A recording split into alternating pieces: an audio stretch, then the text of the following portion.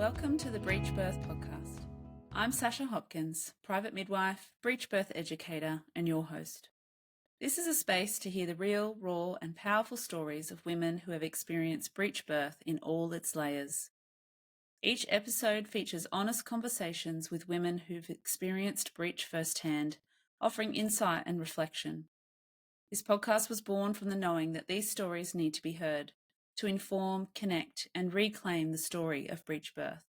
Whether you're navigating breech birth yourself, supporting others, or simply curious, welcome and thank you. Hi, Johanna. Welcome to the podcast. Hi.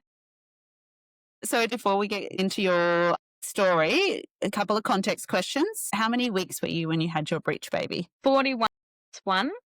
And what sort of care did you receive? Private midwifery care. And what location are you? I'm in country Victoria. And did you have a vaginal birth or a cesarean? A vaginal birth. Do you want to tell us a little bit about yourself just to give the listeners a snapshot of who you are? Yeah, so I'm a young mum of 3.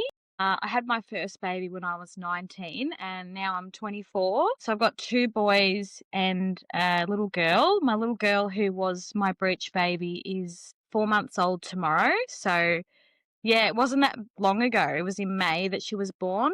I'm just really passionate about natural health and spirituality and just living that kind of life.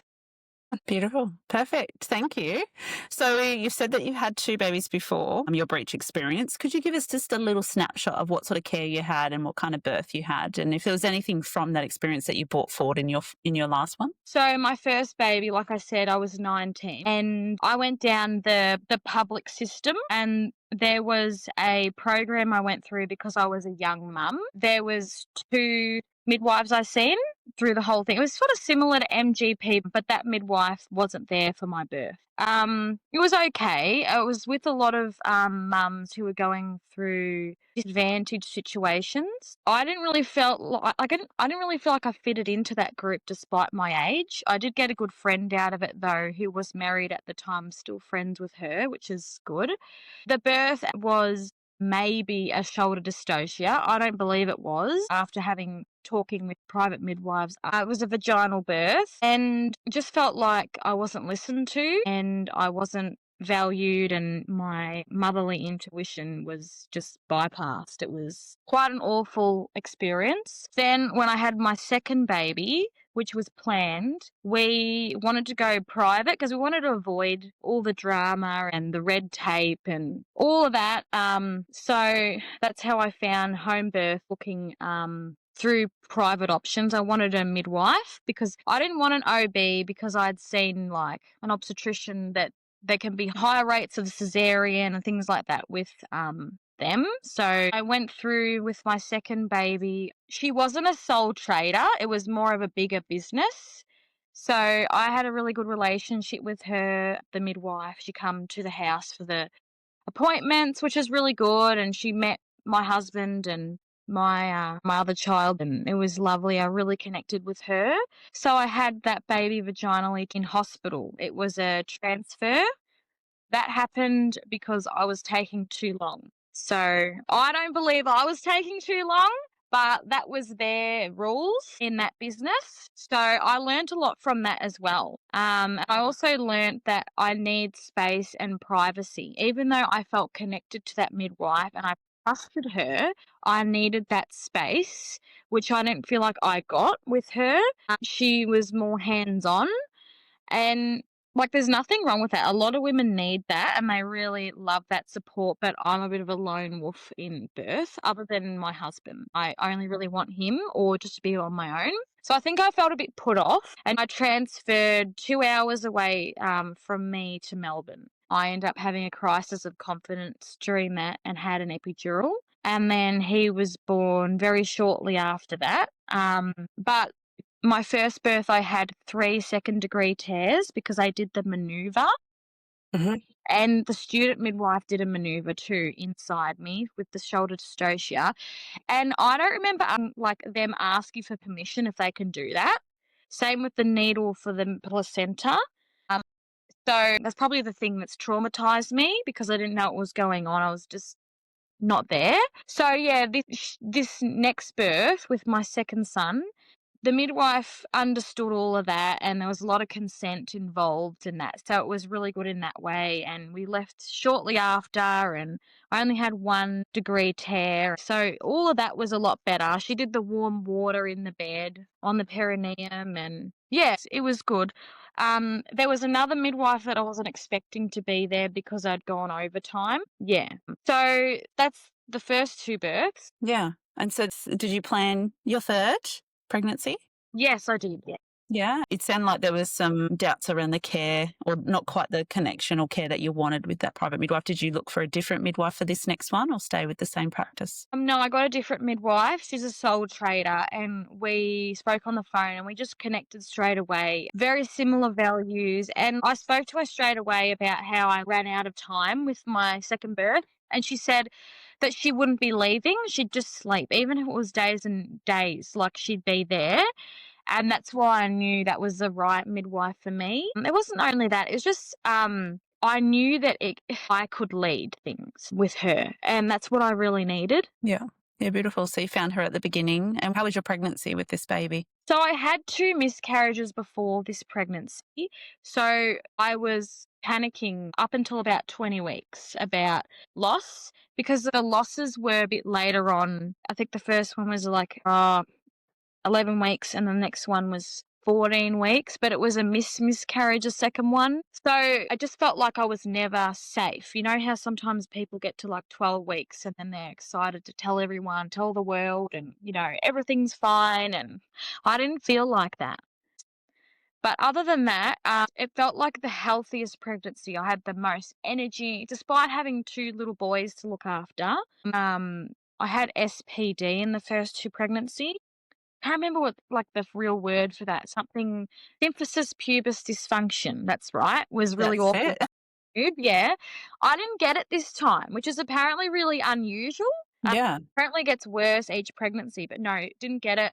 I kept up with my walking. I'd lost a lot of weight before this pregnancy too, I think, which helped. Yeah, I really enjoyed it. It was just that 3rd trimester, the last month, I started to really slow down and struggle with keeping up with the boys, keeping up with the housework, all of that. And yeah, I find it really hard mentally when I can't get everything I want to get done. So I had that as well. I think that's pretty common. Yeah. Beautiful. And did you have ultrasounds in this pregnancy? None at all? No, I know. Very controversial. But I decided that if anything at all was wrong with this baby or this pregnancy, it wouldn't change the outcome. I just knew that I was going to have a home birth, and if the baby had Down syndrome or any of those trisomy things or a defect that and even if the baby was going to die during the pregnancy or soon after or have a disability, I knew that I wouldn't change my approach. So I didn't want to know, and that's kind of suits the way I live. I didn't want any of that extra radiation, and also the spiritual side of things. I just didn't want any poking and prodding, and if something turned up that wasn't great, I didn't want any midwife or obstetrician or doctor hounding me to do something. I didn't want them to be like, oh, you've got this, this, and this, and now you have to be induced. Now you can't have a home birth. Now you have to have a cesarean, even if it's not evidence-based. I didn't, even though I had the midwife that I trusted, I suppose I say I trust her, but I don't really trust anyone other than myself. So I didn't want anything to be sabotaged, and even though I can advocate for myself and I have others to advocate for me, I didn't want the drama of that. I wanted my mind to feel okay. I didn't want any stress. Yeah. Yeah. Yeah, amazing. And your appointments, did you say they were in your home? Your midwife came to your home? Yeah. Yep. And was there at any point in your pregnancy that your midwife felt like baby might have been breech with the palpation, like when they feel your belly? Not at all. No? Always head down. Yeah. Yeah. And going back to what I was saying before, I was not completely closed off to that kind of like ultrasounds and stuff. It was that my intuition was telling me that it wasn't needed. It was always checking in with my baby and myself constantly. Obviously, my intuition was correct because everything went well, Mm. Yeah. And where did you notice the kicks and movements from baby? Did it feel like it was all over the place, or were there specific areas where you felt like, oh, baby's kicking over here today? Mostly up here. Felt like something was stuck under the rib. Sometimes over here as well and everywhere, but mostly up here I got most of it. So for those that can't visually see us, because I know not everyone's going to see this on your right side up near your ribs, would you describe that? Yeah. Yeah. So do you want us to dive into how labour started? Did your waters break? Did you contract? What did that look like? So I was really impatient because my first one was 39 plus 3 and my second one was 38 plus 5. And I had it in my head that the third baby was going to come even before this. So I was like already at 36 weeks. Okay, I'm having the baby now. I feel like it's coming. And then it got to 40 weeks and I'd never been there before. So I was in a mood. Like I was stroppy. I was not happy. I was big. I was tired. I was like, hurry up, you know. So we were going for a drive out to a town near us to get gelati, just to get out of the house. And I noticed that there was 3 paddocks and there was one with a calf and then there was 2 full of brand new lambs. So we've only been on that road 2 days before and we often go on that road. Mm. I'm like, wow, all the babies have been born. Okay, 3 paddocks, it's going to be in 3 days, right? And that come true. That come true. So then that next day, that was a Wednesday, then the Thursday, I had a massive burst of energy. Like I said, I was really tired and moody and all that. So massive burst of energy. And I was buying a present for my niece for her baptism and I was all excited about that. And I was running around and whatever. And then my husband said to his mate at work, like, oh, I reckon it might be soon because, you know, big bursts of energy. And then that Friday, it was like midnight, going into Friday. I had a big contraction and then I had one big contraction every 2 hours. I was woken up. Yep. Quite long, intense. And I just go back to sleep after. And that continued over all of Friday, over the day. And I just said to my husband, I think things might be starting because I said the birth before everything was quite slow. So I said it might be starting, it might be Braxton Hicks. So he stayed home from work. Then that night, I heard the baby across the road crying, and she or he was, I don't know, maybe 5 months old, 4, 3, I don't know. And we'd never heard that baby cry before, and crying. And I said, okay, that's another sign. It's going to be tomorrow. You know, it's going to be within 24 hours. I just know it. So then that next morning, the Saturday, about 10 o'clock. So this whole time I had 2 hours apart, those big contractions. Then about 10 o'clock, I had a couple more closer together and then a couple that I ended up screaming out for.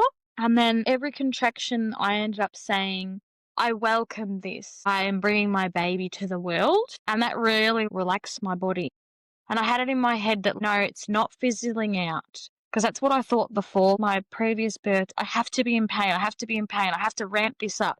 I have to hurry up, ramp this up.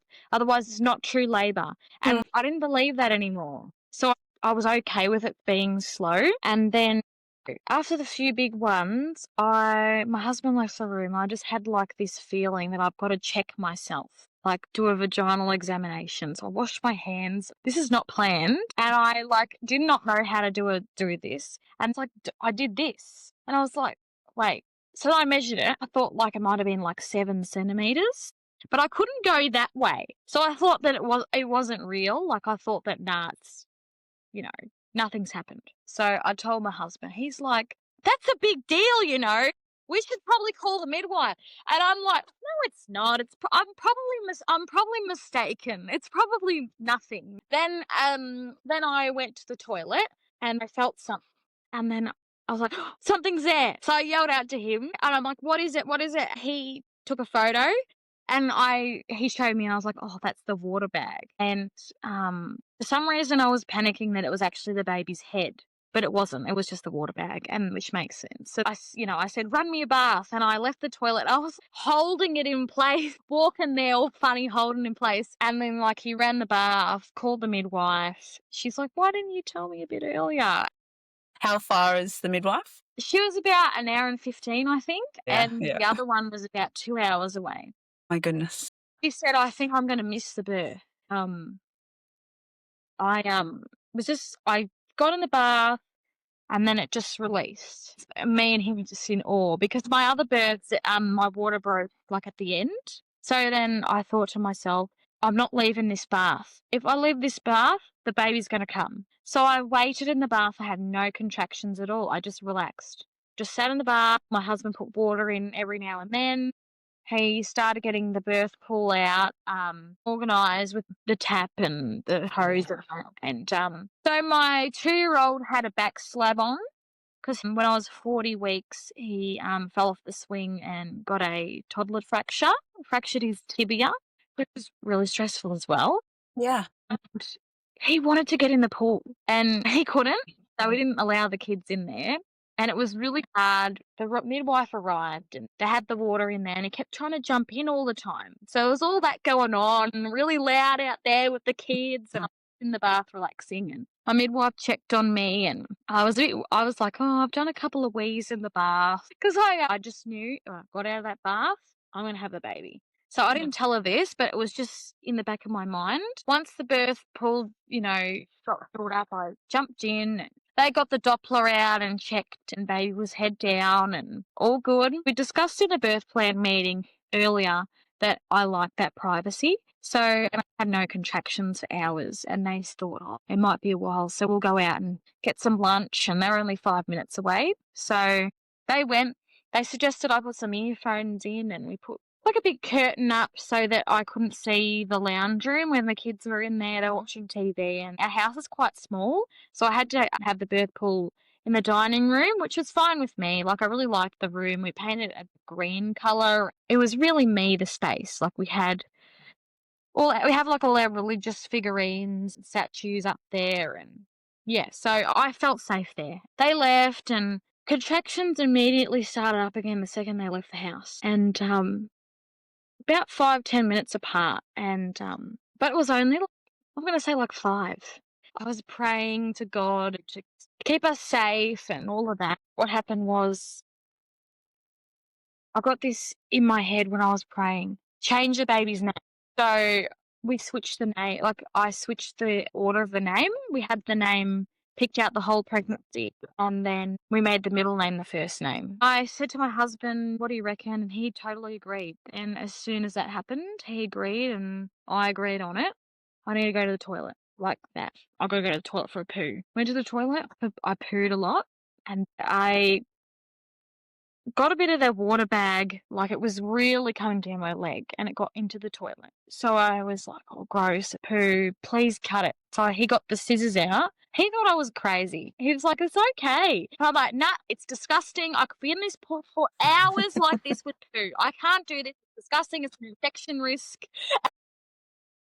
Cuts it. And then he doesn't pull it on, he just cuts it off.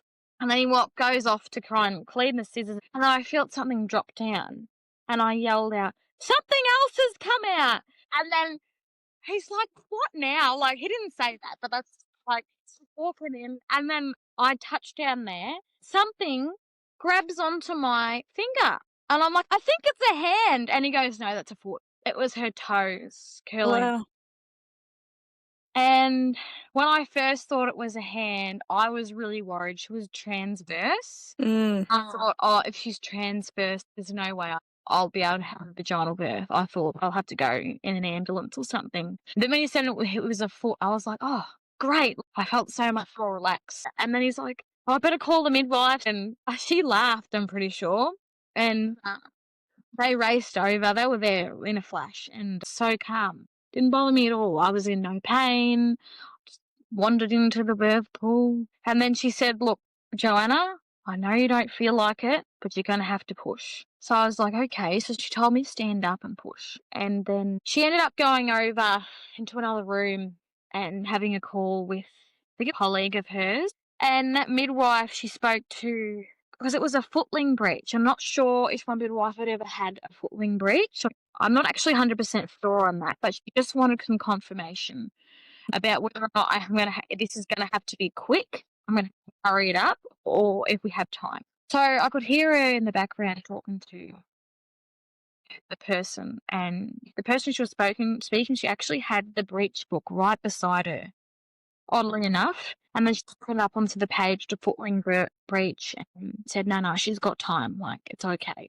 But it didn't matter. Like, she was born in 27 minutes from there. But anyway, I kept pushing and standing up, and I had my hands on the kitchen table. I was still in the birth pool, but my hands on. And I said, I'm like, I can't do this. I can't stand here anymore.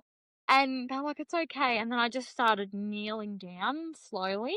And as I started kneeling down, the baby kept emerging. I was praying the whole time and just saying, I welcome this, these sensations, the baby, we're safe, all of that. I don't feel like I had a transition as such like I did with the first two. It was very calm. And, my son, who was 4 at the time, is now 5, was like, there's a hand! And I could hear him, and my husband was standing like eye to eye, and I don't even remember seeing him. I was really in that trance state. And baby kept coming, and my midwife was putting her hand on my lower back, pushing. I did not like that. I was like, who's touching my back? And she kept doing it.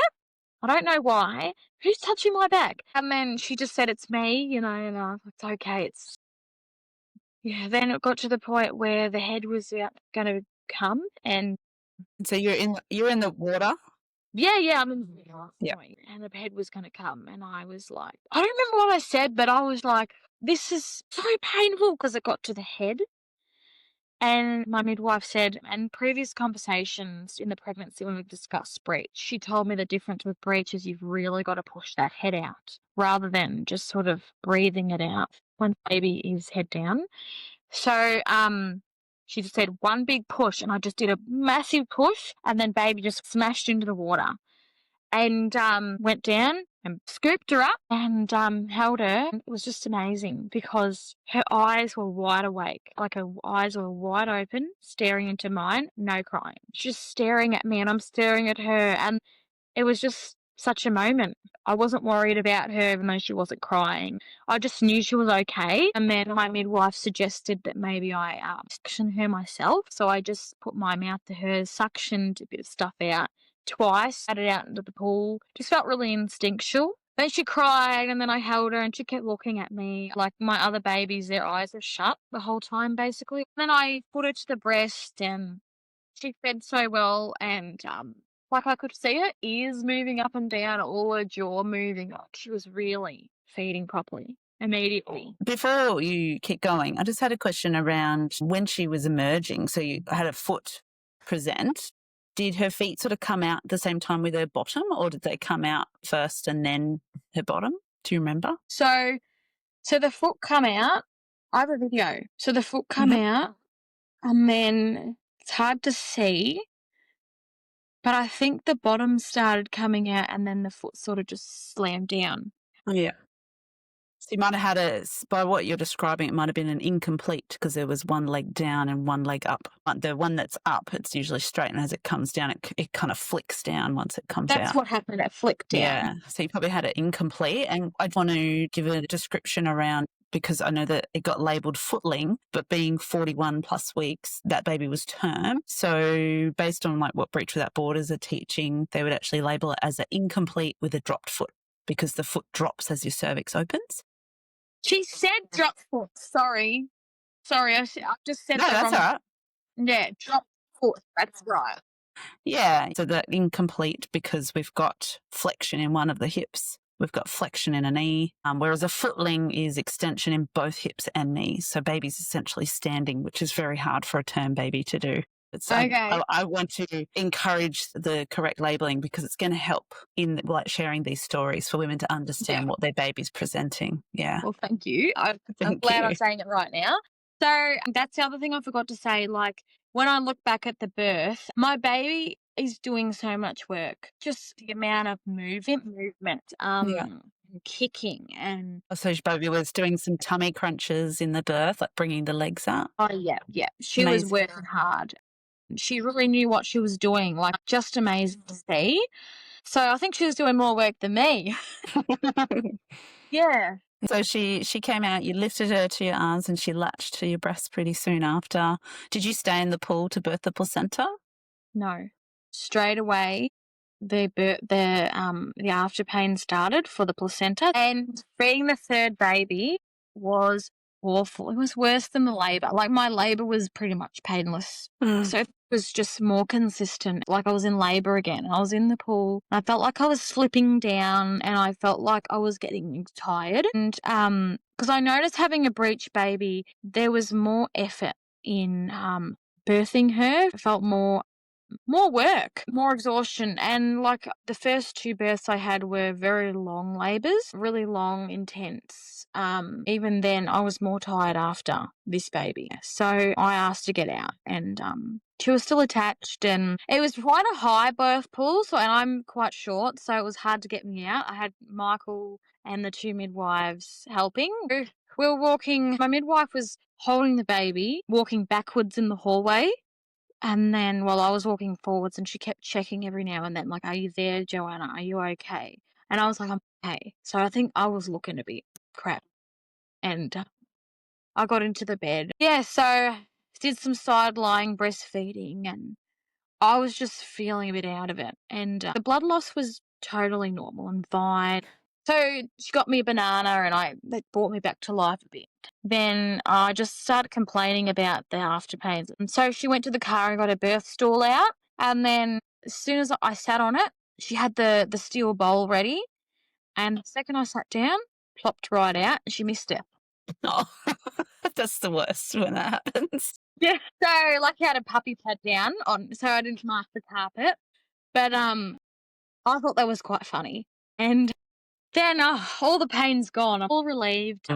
Got back into bed and had more time with Bubs. And I forgot to say that we cut the cord before that. I didn't really have that many preferences with cutting the cord. I just wanted to make sure that all the blood had gone through. It was about an hour and 10 minutes, I think, since the birth when the placenta come out, and it wasn't fully, like, it wasn't fully complete. But I didn't have any retained products. When Maybe the membranes? Yeah, like, the membranes weren't. Some of them were in the toilet. They got cut off in the toilet. I'd say, yeah, it didn't look all perfect, is basically what I mean, yeah. So she showed me it, and then those after pains come back, which wouldn't leave me alone for days. And Did you need pain? Did you need relief to manage that, or heat pack, or both? my naturopath had made up a tincture for it. Yep. Which I don't really think had even helped. Sorry, naturopath. I just put up with it, really. And it was worse when breastfeeding, obviously. And yeah, they got us some tea and cleaned up slightly, got rid of some old towels, and they didn't do a lot of cleaning up. I didn't have a doula at this point, and they left. They were only there like 5 hours, I think. I think it was like 7:30 at night when they left. She was born at around 4:30 in the afternoon. Which was my first day birth. The other 2 were born during darkness, which I was surprised by. And yeah, we just settled in, and yeah, that first couple of days I noticed she was really alert, way more. It was like she was a day 3 baby on day 1. And I wasn't expecting that. I was expecting her to be sleeping most of the time and for that rest. And she was up every 2 to 3 hours for a feed straight away. Like, she knew what she wanted. She wanted that breast. And looking at it, I think it's because I had no drugs. She was born at home. I felt safe at home. All the hormones were doing what they were supposed to be doing. And therefore, baby was doing what she was supposed to be doing. And this was the first time I've had a successful breastfeeding journey. I know I'm only 4 months postpartum tomorrow, but yeah, no issues. Like, we had a little bit of cracking on the first couple of days, but before that first week ended, perfect. They'd healed. Her latch was good. She's growing fantastically. I haven't done any pumping at all, being continuous at the breastfeeding. And I totally put that down to the home birth and the midwives that I chose and everything that I chose. I think, just made it all easy. And Did you do anything with the placenta? Like anything special, or just go in the trash on bin day? no way. It's still in my freezer. So my first placenta with my oldest, I asked to keep it, but they didn't let me keep it. They said I could. They got rid of it. Second one I kept. and it's an orange tree now. Nice. And my bird is in the freezer. And have you got a plan what tree? No. He did it on his first birthday, so I reckon we'll Yep. do it on her first Do the birthday. same. Yeah.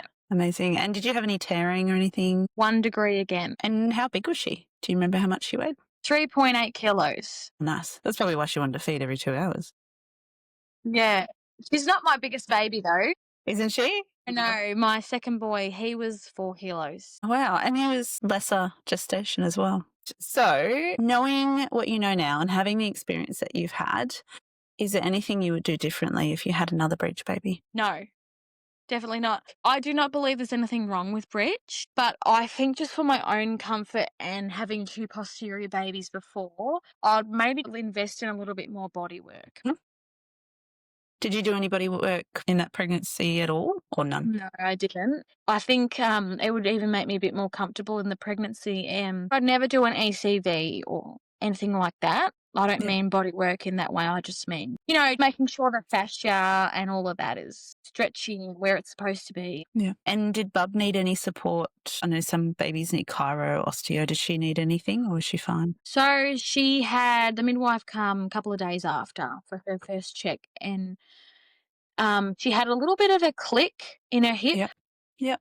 And that went away on its own. I took it upon myself to go to Bowen a couple of times, not because I was concerned about anything. It was just because I think it was just that knowledge of having babies before that that they can be a bit more settled in that if you get some Bowen done. So I done that, and just a bit easier driving in the car and with wind. But other than that, no problems. She's perfect. She had a little bit of bruising on that first foot that come out. That went away in about a week, and she wasn't in pain or anything. It was all fine. Yeah, it's quite normal for breech babies to have bruising or whatever's presenting. And do you have any, I know you didn't know that baby was breech, but just in general, any resources or books or anything that you found really helpful in your journey or any of your pregnancy journeys?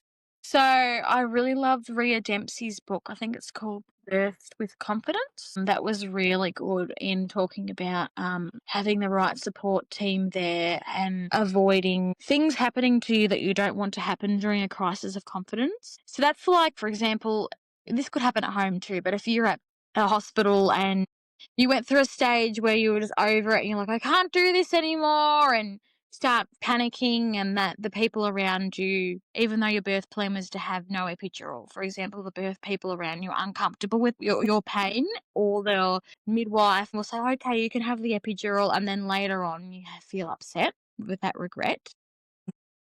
That's avoiding that and giving you the tools and what to talk about and what to look for with others that are going to be at your birth to avoid those things. That's what I would be reading that for. So I really got into Yolanda Norris Clark from Free Birth Society in my second pregnancy, and I took a lot of that knowledge over into my third, even though I didn't have a free birth. Just a lot about that radical self-responsibility and the drama triangle. I will be looking into those things too, especially if you're doing a home birth. I know it's not really breech specific, but Yolanda talks about how whatever direction your baby's coming out, or whatever permission they're in, is normal and fine and the way it's supposed to be. And I think that might have given me a bit more confidence when baby flipped. So yeah, my midwife told me that definitely, and I believe too, when they left, somehow in the pool my baby just flipped around.